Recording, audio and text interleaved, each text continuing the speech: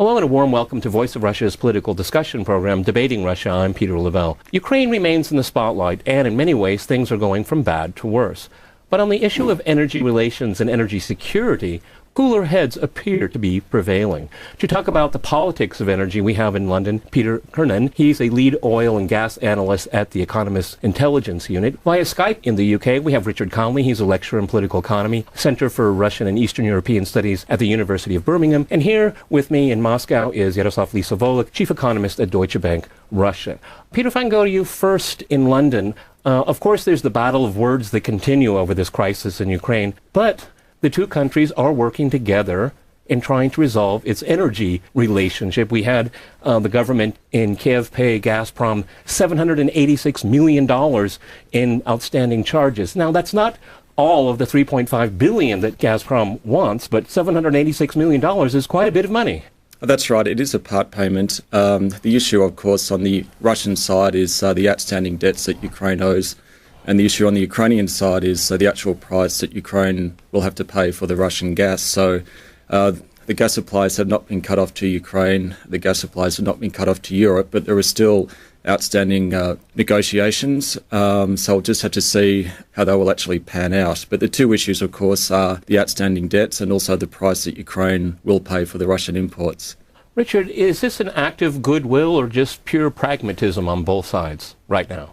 I think it's pragmatism, and it's a small step towards moving towards a more constructive relationship in the future. I think the point is that the small payment means that, a small payment, it's fairly significant, as you say, but at least it means that it provides a basis for future discussion. And I think the more fundamental issue is going to be that there will need to be some renegotiation of the contractual terms because of the changing circumstances in Ukraine, but we're not going to talk about too much. But the current price, or the old price, before recent events was linked to the agreed in the Kharkiv Accords back in 2010. And a lot's changed since then. So this payment now just gives them a starting point to renegotiate a broader contract that will need to be done for the future. Yaroslav, how much do you think the European Union is behind this? Because we know that Ukraine is in massive transition, and that's an understatement on my part.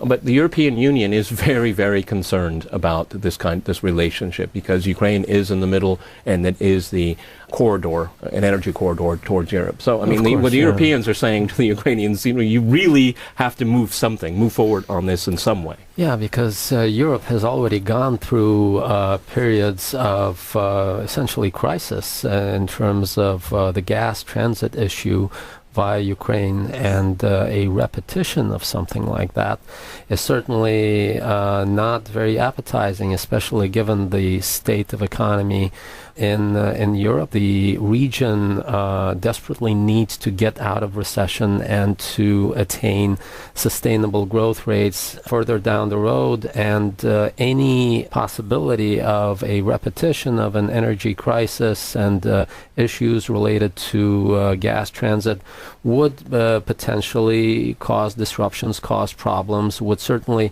probably also have some effects on markets, which in turn can generate certain second-round effects vis-a-vis the economy. So I think certainly, given also the lingering dependency of the European Union on gas supplies from Russia, there is certainly willingness on the part of the Europeans, I think, to try and get the two sides to agree on these gas issues. Yeah. Peter, in London, what is a fair price? Because it's very interesting, because there was a special price for Ukraine. That's right. And can you explain to our listeners what that special deal was?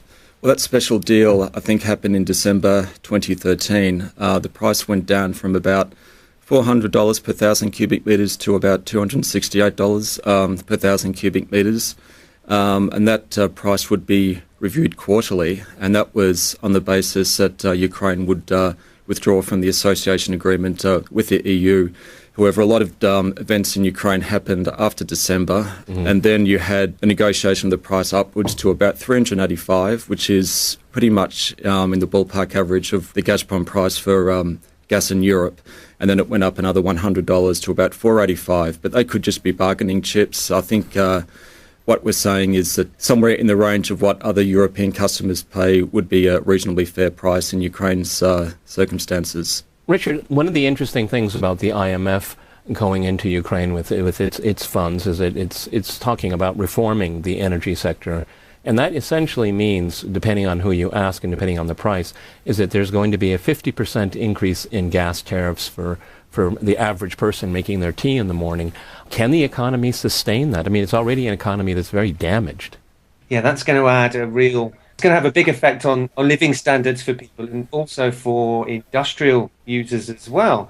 Because in the last 20 years, both for households and also for industrial users, many of which, by the way, are located in eastern Ukraine in big, large companies that do a lot of business with Russia, but they had been beneficiaries of relatively cheap gas.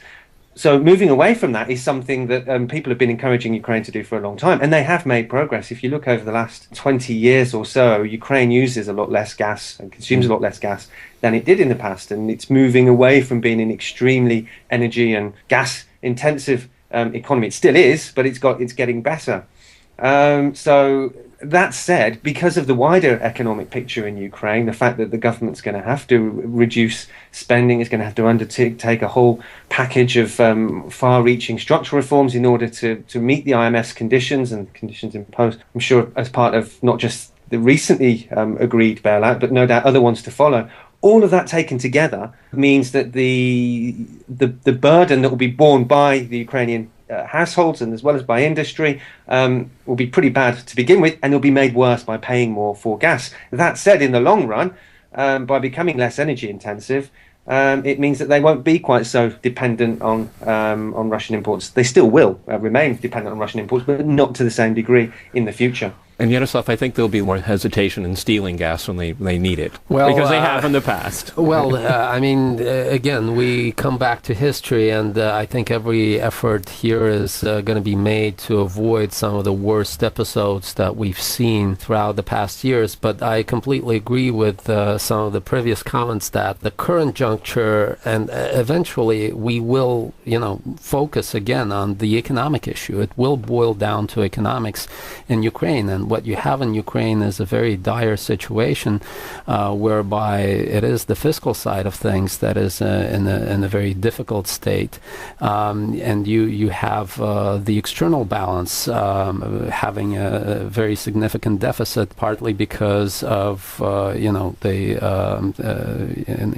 underperformance on the macro front. So and of course exports are going to be hit to a significant degree because of what has been going on throughout the recent period. So if anything, in the near term, you may expect some worsening, certainly on the external side of things for Ukraine. So accordingly, I think it's becoming more and more important for both sides to agree on these issues, because also on the growth front, we are forecasting a 5% reduction, given how things have been going so far, and given the targeted fiscal consolidation, you may have even a worse performance in terms of the economy.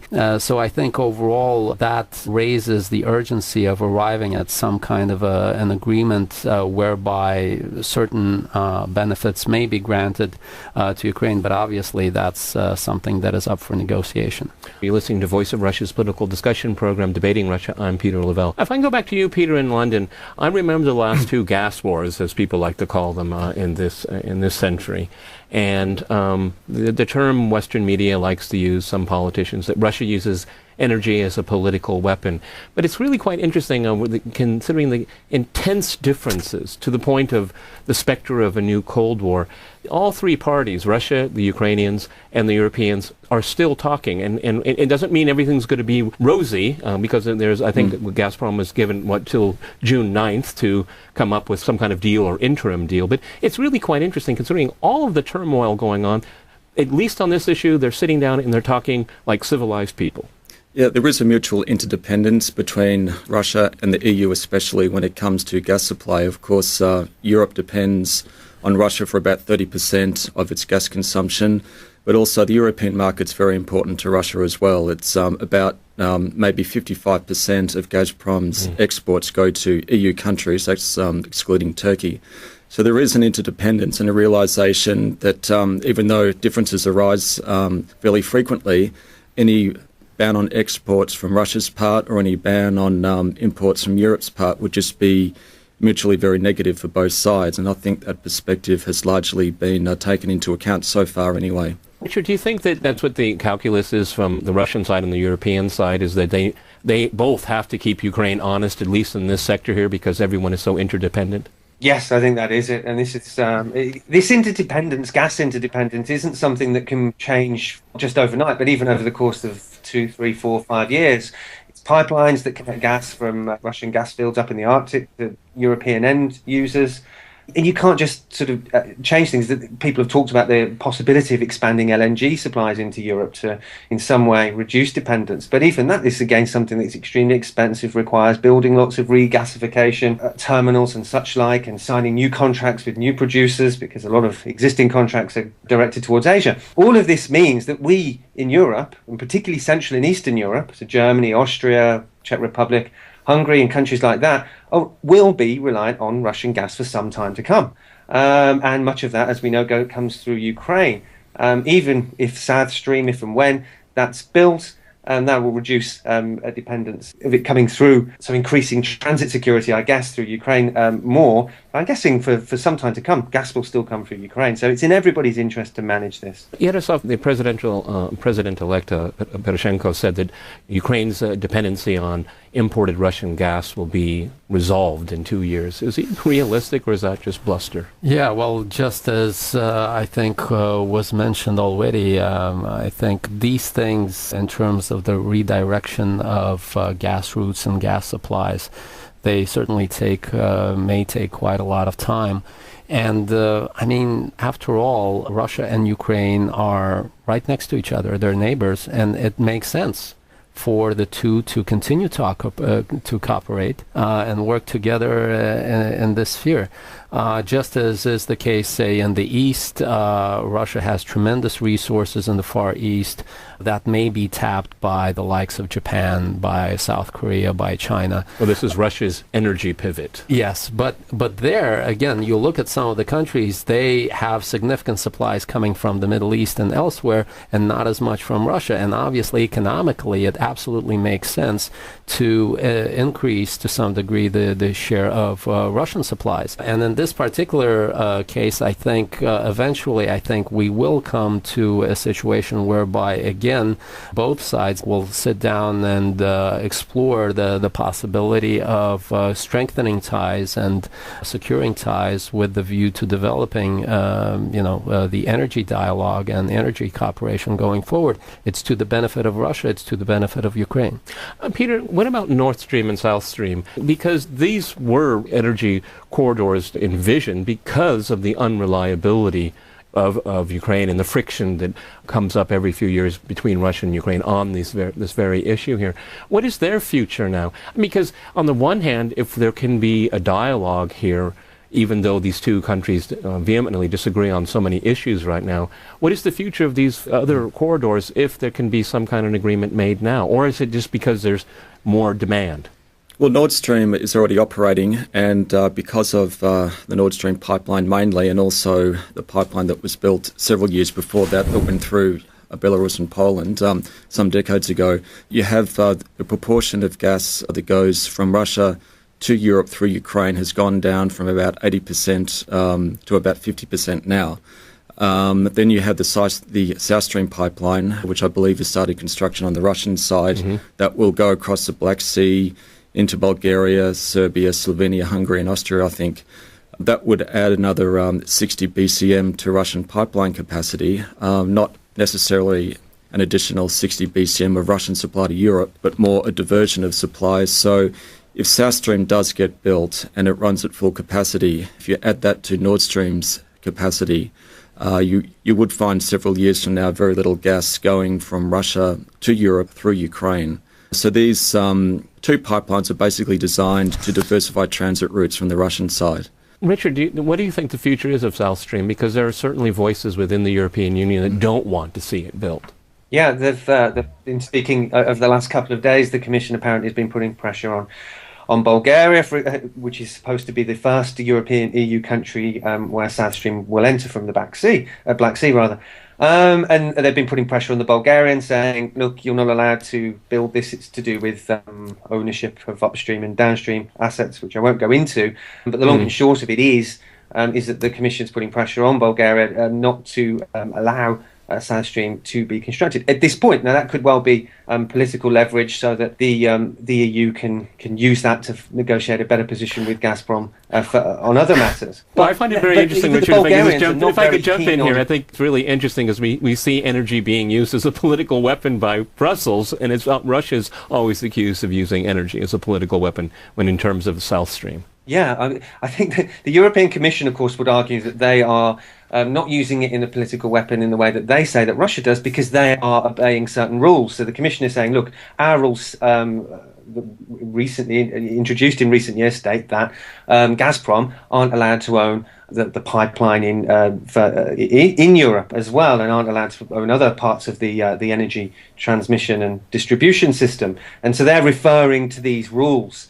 However, Bulgaria, who were very keen for South Stream to come through Bulgaria so that they can have access to gas themselves and also benefit from transit fees and such like, are very keen that South Stream be built. And I read the comments this morning from the Bulgarian energy minister to the effect that they're not worried about the Commission's statements, and they think that South Stream will still come through Bulgaria. That said, I think last week the Russians also referred to the possibility that South Stream could go through another non-EU country, and by that they're referring, I think, to Turkey, and that to divert the gas into northwest Turkey, and then from Turkey it would reach the EU. So the Russians still have options if the Commission decides to play really hard with South Stream entering Bulgaria. But as I said, the Bulgarians don't seem terribly worried at this stage. So I think South Stream, despite all the political wranglings, still looks more likely than not to go ahead. Yaroslav, every energy company wants to have as much control from the ground all the way to the consumer, and I'm looking at all the chain all the way to the consumer. And this is something that Russia feels, or Russia's Gazprom feels, it's really been discriminated against, because that's where it's. I don't know how much it takes to get out of the ground, but by the time you sell 1,000 cubic meters of gas, it's a nice, valuable product at the end user. That's where companies like Gazprom want to be part of that chain, but they're constantly thwarted by Brussels in this case. And Russia is indeed trying to use the instruments at its disposal in order to challenge that approach coming from Europe. And in the course of the past several months, Russia directed a formal case against the European Union within the WTO, within the dispute settlement body of the WTO. So this is something that Russia is going to address through the instruments that it now has, now that it's part of the World Trade Organization. And obviously Russia will also look for other ways to lower its susceptibility to issues that seem to arise regularly, like Ukraine and other issues. So obviously now we're seeing this pivot towards the east, towards Asia, significant activism on the part of Russia vis-a-vis China. Now a crucial agreement has been signed, a major breakthrough, and I think it certainly opens a lot of options for Russia to reduce some of its dependency as a supplier on Europe. Peter, President Putin was in St. Petersburg, I guess it was now 2 weeks ago, at his annual International Economic Forum. I was there, and when the CNN reporter was obviously baiting Putin to say, what are you going to do next in Ukraine, or what are you thinking about Ukraine? It was really interesting. One of the first things Putin said, and he said it in Russian, "Gdzie denьги, where's the money? Where's the money?" And this is a perception I think that a lot of people in Western media don't understand, is that this is a business relationship. Gazprom does have shareholders, individual shareholders. Of course, there's government involvement there. But it's a company that needs to make money, and any country or any kind of business transaction where someone is outstanding billions of dollars, this is something that needs to be resolved. I think there's a misperception that it isn't business first, and it is in many ways business first here. This is a Russian company that is owed a huge amount of money. Well, that's true. And as I said before, the two issues are not only the remaining outstanding debts on Ukraine's part, but also from the Ukrainian side, what price should the Ukrainians pay for the Russian gas imports? And they're the two key elements. If they can get resolved, then a lot of this tension would be dissipated. Listening to Voice of Russia's political discussion program, Debating Russia, I'm Peter Lavelle. Richard, what would be the implications if Gazprom went to prepayment, demanding that Ukraine go into a prepayment scenario? Would that change anything, or is it dangerous, or do you think the Ukrainians would just absolutely say no? I guess it depends, going back to the previous comments, on the price. I mean, if it's prepayment at a price that's agreeable to Ukraine, then the issue becomes one of accessing the finance. I guess if they have access to IMF funds further down the line, then they might have the money for that. I mean, this whole energy issue has to be put in the context of Ukraine's wider economic crisis that's, let's be honest, been going on for some years now. So if they are to move to prepayment, they'll need it to be on terms agreeable to Ukraine, and then Ukraine's going to need to be able to pay for that, and that brings up access to the finance to do that. So I don't think the Russians will be able to just say, look, you have to pay up front now, and you have to pay $400 plus dollars per thousand cubic meters or anything like that. I think this will have to be something that will be mutually acceptable. Richard, it's interesting, the IMF role here, because maybe it's happened, but I'm not aware of it. I mean, this would be very interesting that if it were tied to outside financing, I mean, this kind of creates a slippery slope here where, the Ukrainians know that they'll have a fallback where someone else will be able to help bail them out. But this is not really reforming the energy economy of Ukraine. No, it's not. And that's why the IMF, when their officials will no doubt be walking around Kiev telling them that they need to enact all of these structural reforms to make the Ukrainian economy less energy intensive. And that'll be a big issue for them. But I do think it's a very interesting case where, in effect, people know in advance that a lot of the money that's going to be requested for the IMF will have to be used to pay off Russia straight away. Now, in a sense, that's not unusual for the IMF. Very often the IMF lends money to developing countries who in turn pay off their creditors in the West. But in this instance, it's going to be money that's going to be diverted straight to Russia amidst all of this political turmoil. So I think that's an interesting angle that we haven't seen. It's something that's been picked up here quite a bit, and it's turned into a kind of a butt of a joke all of the time. Yaroslav, I mean, but this is one of the interesting things, is that, because of the economic crisis in Europe, it's really not an economic crisis. It's a politics of ruinization. The economy has been ruined by these oligarchs and mismanagement here. Ukraine is actually a quite rich country if it were run in a proper way. Yeah, and I think the experience of some of the Central and Eastern European countries shows that there are success stories even without very significant natural resources. And in the case of Ukraine, I think certainly, this was a country after the fall of the Soviet Union was essentially one of the richest countries of the USSR. And clearly, this is one of the worst performing countries in the former Soviet Union in terms of, including in terms of where the economy now stands in the league table of the CIS compared to where it was during the Soviet period. So clearly, I think a lot of the emphasis now in terms of economic adjustment needs to be done on the quality of economic policy, on improving the policy framework, on introducing certain rules. I think we haven't heard so far about credible and durable rules along the lines of, for example, what Russia has in terms of the fiscal rules that it has and had for quite some time now. So fiscal discipline in terms of how the macroeconomic policy is conducted. The currency crisis that's been experienced by Ukraine is another issue that needs to be resolved. So it's a multifaceted problem that really calls for a major concentration, major focus on economics, and the sooner we get to economics, the better, obviously. Peter, it's very interesting here, because I'm worried about the moral hazard issue here, because we all agree here that the energy relationship, the interdependency that Russia and the European Union have on this key energy issue, is that you have this country in between, and like I said in the beginning of the program, we don't have to go into the nuances of the politics here, but this is a country that's extremely unstable right now. And it does worry me that we have a government that lacks a lot of legitimacy in the eyes of some, at least, and then trying to reform an economy when there's according to some people, a civil war going on here. This is a lot of apples in the air to be juggling right now. Well, that's right, and that's why, just to get back to the new pipeline projects, Nord Stream and South Stream, why there is an effort by Russia to diversify its export routes so it doesn't have to go through transit states, especially Ukraine.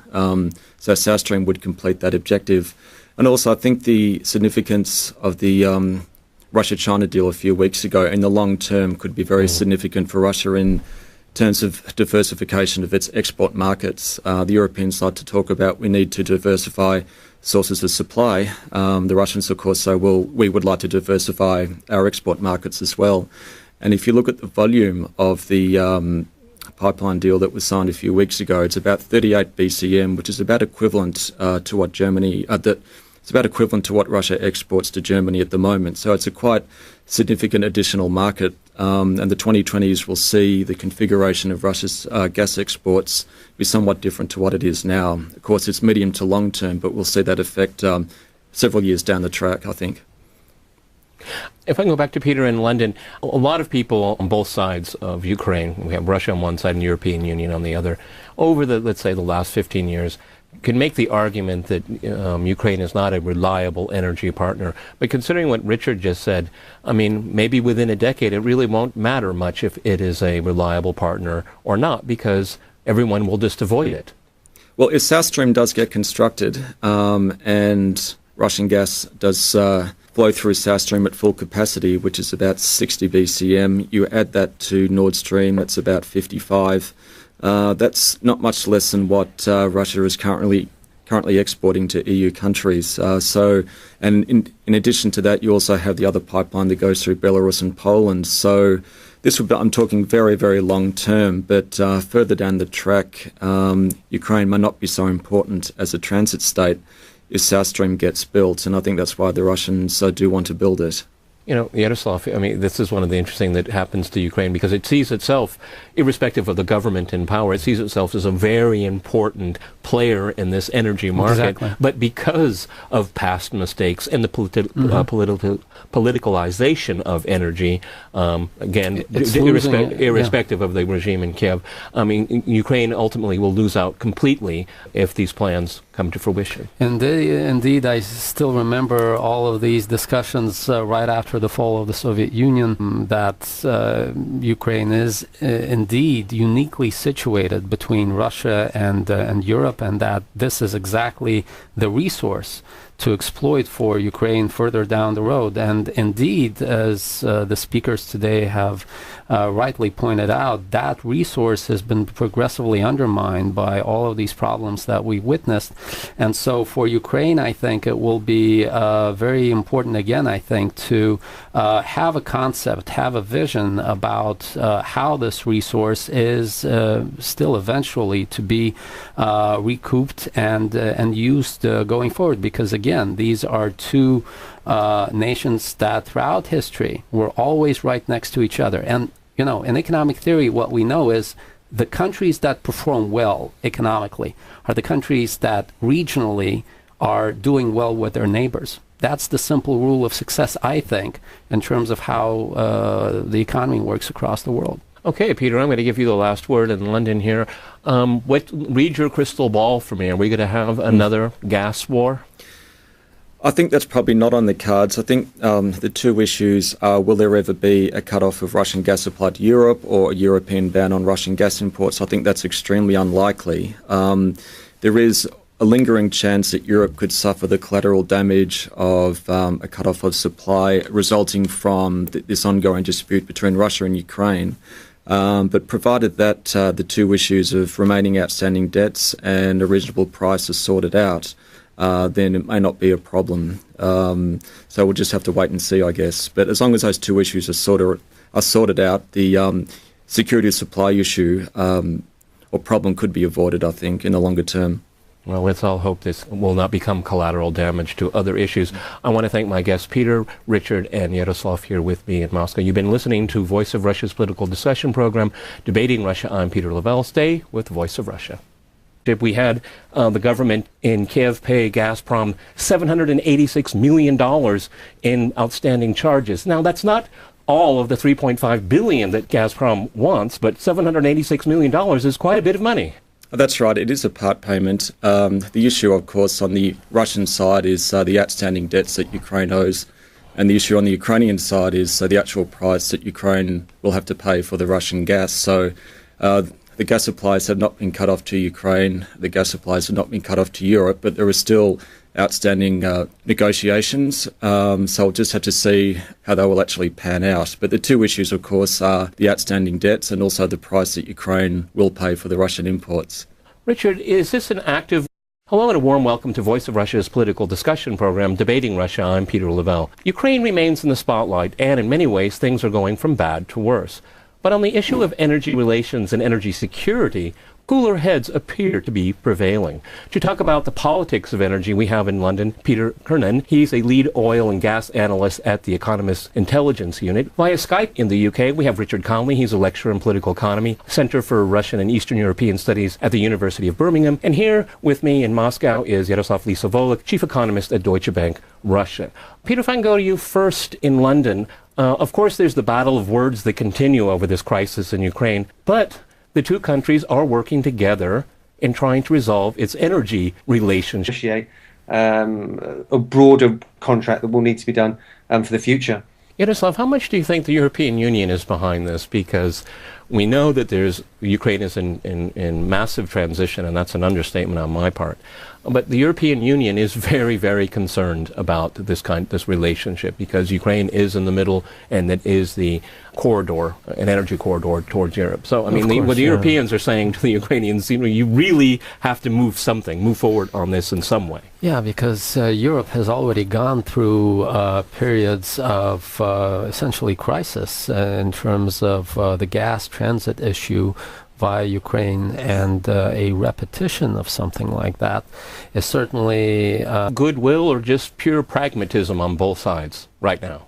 I think it's pragmatism, and it's a small step towards moving towards a more constructive relationship in the future. I think the point is the small payment means that, a small payment, it's fairly significant, as you say, but at least it means that it provides a basis for future discussion. And I think the more fundamental issue is going to be that there will need to be some renegotiation of the contractual terms because of the changing circumstances in Ukraine, but we're not going to talk about too much. But the current price, or the old price, before recent events, was linked to of course, the agreed in the Kharkiv Accords back in 2010. And a lot's changed since then.